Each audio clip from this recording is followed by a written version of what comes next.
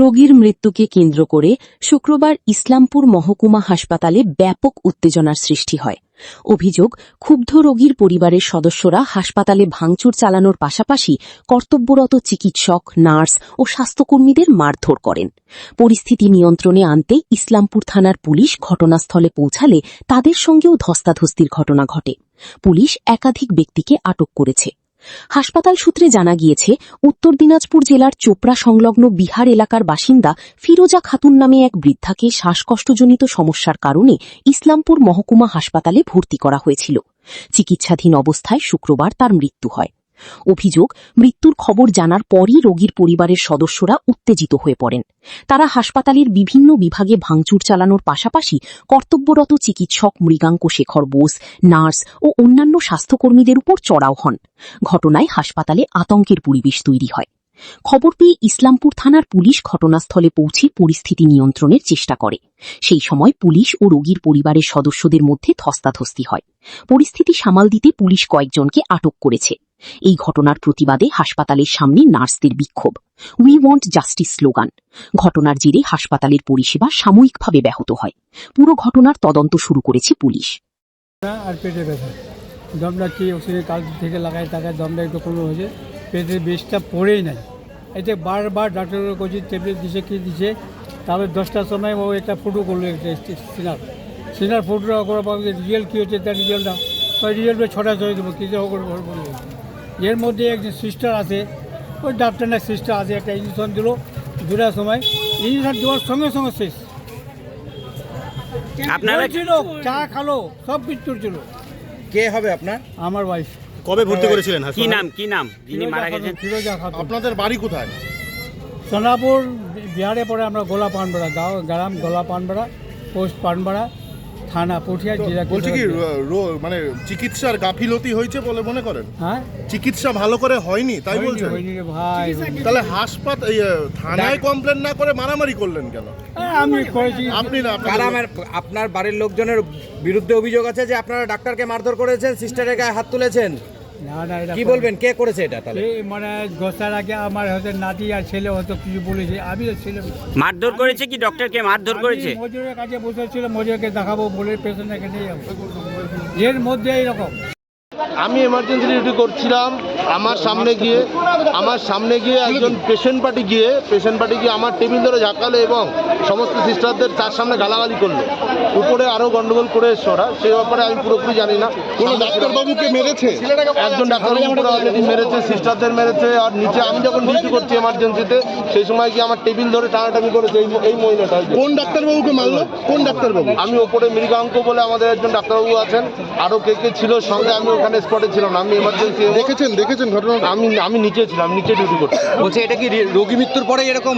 আমি ফেস করি না, বললাম না, মিডিয়াকে বললাম। এত বড় ঘটনা ঘটে গেল, মিডিয়া ফেস করবে না তো বাকি ব্যবস্থা নেওয়া থানায় জানাতে দিন, লিখিত অভিযোগ করবেন আপনারা। স্যার আপনি কি আতঙ্কে আছেন? হাসপাতালে এরকম ঘটনা ঘটছে দিনে দুপুরে। থানাকে তো জানানো হয়েছে, থানা এসছে, মানে আমরা ওটা রিটার্ন জানাচ্ছি আবার। আচ্ছা, ডাক্তারবাবুর অবস্থা কেমন আছে? ট্রিটমেন্টের জন্য এমার্জেন্সিতে গেছে। কি পরিস্থিতির সম্মুখীন হলাম তাতে কিন্তু আমাদের মানে এখানে কাজ করার মতন পরিস্থিতি আমরা দেখতে পাচ্ছি না। যথেষ্ট ভয়ের মধ্যে দিয়ে আমাদেরকে কাজ করতে হচ্ছে। সে সমস্ত কিছু আমরা সুপারস্টারকে জানিয়েছি এবং আমরা এটাও বলেছি যে এরকম পরিস্থিতি চলতে থাকলে এভাবে কাজ করাটা কিন্তু সম্ভব নয়। আপনারা এই মুহূর্তে হাসপাতালের বাইরে রয়েছেন, বিক্ষোভ দেখাচ্ছেন, কতক্ষণ চলবে এটা বিক্ষোভ? আমাদের সুপার স্যার এসছেন, এমার্জেন্সি রুমে আছেন, তিনি পুলিশ সুপারের সঙ্গে কথা বলছেন। আশা করি কিছু না একটা তিনি এই বিহিত করবেন ঘটনাটার। আমাদের এই যে সিকিউরিটির অভাব, এগুলোর মধ্যে দিয়ে আমাদের দিনের পর দিন কার্য করতে হচ্ছে এবং এরকম ঘটনা নতুন নয় এবং বিগত দিনেও অনেকবার এই ঘটনা আমরা সম্মুখীন হয়েছি, কিন্তু সেই সমস্ত ঘটনার প্রপার কোনো যে সলিউশন করা বা তাদের যারা অভিযুক্ত তাদেরকে প্রপার তাদের ব্যবস্থা নেওয়া, এগুলো কিন্তু আমরা দেখতে পাইনি, যার জন্য এই ঘটনা দিনের পর দিন বেড়েই চলেছে। আগে তারা যা ঝামেলা করতো তার দিনের পর দিন সেই ঝামেলাগুলো বেড়েই যাচ্ছে। আজকে একজন নার্সিং একজন স্টাফ প্লাস আমার অন ডিউটি ডক্টর দুজন আমাদেরকে নিগ্রহ করা হয়েছে, ফিজিক্যালি অ্যাসল্ট করা হয়েছে। তো আমরা চাই যাতে এগুলো প্রশাসন প্রপারলি দেখে এবং প্রপারলি এটার ব্যবস্থা করে, যাতে আমাদেরকে ভয়ের মধ্যে দিয়ে কাজটা না করতে হয়। আমরা সবাই এসেছি এখানে ভালো মতন, আমরা পেশেন্টকে বাঁচাতে চাই, ভালো পরিষেবা দিতে চাই, কিন্তু দিনের শেষে আমাদের সেফটিটাও কিন্তু প্রশাসনকে এনশিওর করতে হবে। এখন কি চাইছেন আপনারা? আমরা চাইছি যাতে আমাদের সুপার স্যার, পুলিশ এবং প্রশাসন সকলেই ব্যাপারটাকে খুব ইম্পর্টেন্স দিয়ে দেখুক এবং খুব দ্রুত এই ব্যবস্থা নেওয়া হোক এবং অভিযুক্তদের অ্যারেস্ট করে যথোপযুক্ত ব্যবস্থা এবং শাস্তি প্রদান করা হোক।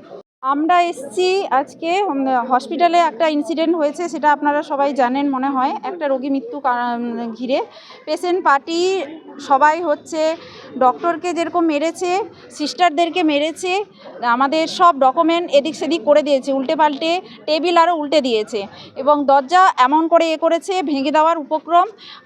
হসপিটালের কোনো সিকিউরিটির ব্যবস্থা নেই। আমরা মানে যেটুকু সিকিউরিটি দরকার সেই সিকিউরিটি আমাদের মতন করে আমরা পাই না। সব সময় গেট হচ্ছে ওপেন থাকে, সিকিউরিটি কোনো সময় থাকে না। কাউকে আমরা প্রবলেম ফেস করলে কাউকে যে ইনফর্ম করলে তারপরে আসবে, কিন্তু ইনসিডেন্ট হয়ে যাওয়ার পরেই তারপরে আসছে। অলরেডি ডক্টর মার খেয়ে নিয়েছে, সিস্টারও মার খেয়ে নিয়েছে। এবার এই যে প্রত্যেকটা কথা যে ইনজেকশান দিয়ে আমাদের সিস্টাররা হচ্ছে মেরে ফেলেছে পেশেন্টকে, আমরা তো এখানে পরিষেবা দেওয়ার জন্যই এসছি। আমরা ইনজেকশান দিয়ে পেশেন্টকে মারবো কেন? আমরা তো বাঁচানোর জন্যই এসছি, আমরা তো মারার জন্য এখানে আসিনি। এই যে মনোভাবগুলো, এইগুলো কিন্তু দূর করতে হবে। আবার হসপিটালে পরিষেবা নিতে গেলে একটা তো ডিসিপ্লিন আছে, হসপিটালের একটা রুলস রেগুলেশন আছে, এখানে কিছুই নেই। এই নিয়মিত এই ঘটনাগুলো ঘটতেই থাকে এবং সেই সব থেকে সাফারার আমরাই হই। আমরা যারা ফ্রন্ট ওয়ার্কার করি তারাই হচ্ছে আমরা সব থেকে সাফারার হই। সবসময় মার খাওয়া, ওই পেশেন্ট পার্টির থেকে উল্টোপাল্টা থ্রেটেনিং করেই যাচ্ছে, মেয়েদেরকে তো থ্রেটেনিং করেই যাচ্ছে। তো বলছি যে এর আগেও তো এরকম ঘটনা ঘটেছিল, তখনও তো আপনারা সিকিউরিটির দাবি তুলেছিলেন, তারপরেও কি সিকিউরিটির ব্যবস্থা করা হয়নি? সিকিউরিটি